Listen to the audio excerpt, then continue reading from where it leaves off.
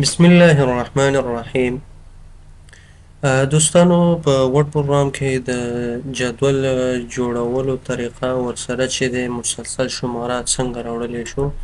دلته اوس مثال فرضاً په دې جدول دی، د جدول کې غواړو چې یو لیست جوړو، جدول جوړو. په دې کې دا شماره دا مسلسل خپل اتومات څنګه راشي، دا به څنګه جوړو. د دې جوړولو طریقه درته نن ښیم انشاءالله. ګوره ځینې دوستان وي هغوی چې دی مطلب شماره چې دی لیکي 1 2 3 داسې لاس باندې لیکي په لاسي ډول باندې. نو راځو لومړی چې دی یو نوی ډاکومنټ په واخلو دې ځای نه.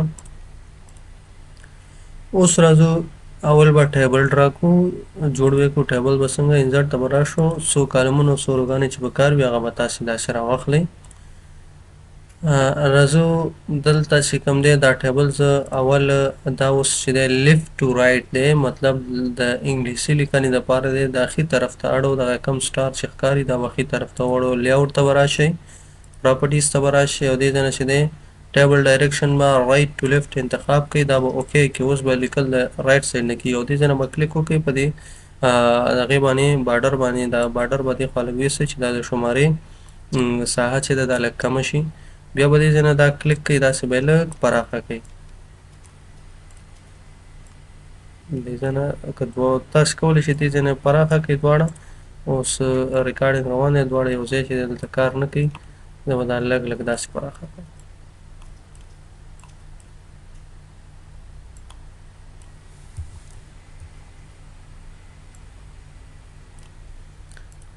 دا به سلیکټ کړئ، سلیکشن نه وروسته به چې دی راشئ دا به په سنټر کې واخلئ. سایز به یې لږ زیات کړئ او بولډ کوئ هم کولی شئ.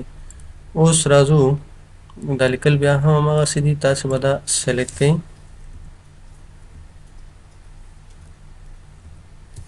سلیکشن نه وروسته دا داسې کلیک کړئ سنټر کې. را به شو دلته به ولیکئ چې شماره،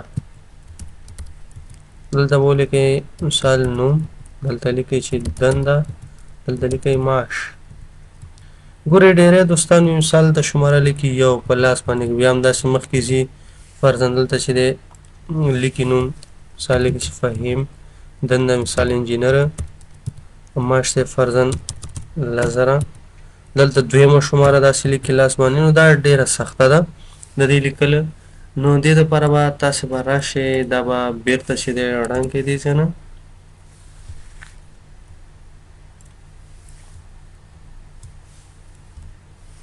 او دلته به دا به سلیکټ کړئ.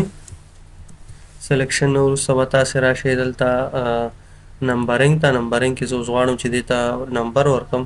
غواړئ چې دغه نمبر ورکوئ، نمبر الاینمنټ لیفټ، او یا چې دی همدغه نمبر ورکوئ، دا قوس ورسره دی یا ډاډ والا، هر یو چې ورکوئ تاسې کولی شئ هغه نمبر کلیک کړئ.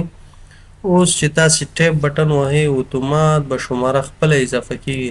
دې ته ضرورت نشته چې تاسې بس هر یو دپاره چې دی جدا جدا نمبر ولیکئ. همداسې مخ ته ځئ مسلسل کولی شئ چې اتومات څه وکئ نمبر راوړئ. او بله مهمه خبره دا ده موږ سره دا اوس فهرست دی که نه. ګورئ دغه فهرست چې کوم دی دا مو سلیکټ کړه، دې ته به زه دغه ورکړم چې تاسې ښه په پوه شئ. که چېرته راشو دا موږ سره په دویمه صفحه کې نشته. همدارنګه که پرنټ پریویو ته د دې راشو، ګوره په اوله صفحه کې شته، په دویمه کې نشته. دا جدولونه لیستونه دي، زه غواړم چې دا باید تکرار راشي. نو تکرار راوړلو لپاره به تاسې راشئ لیاوټ ته، په اولنۍ رو کې به کلیک وکئ، ریپیټ هیډر روز باندې به کلیک وکئ.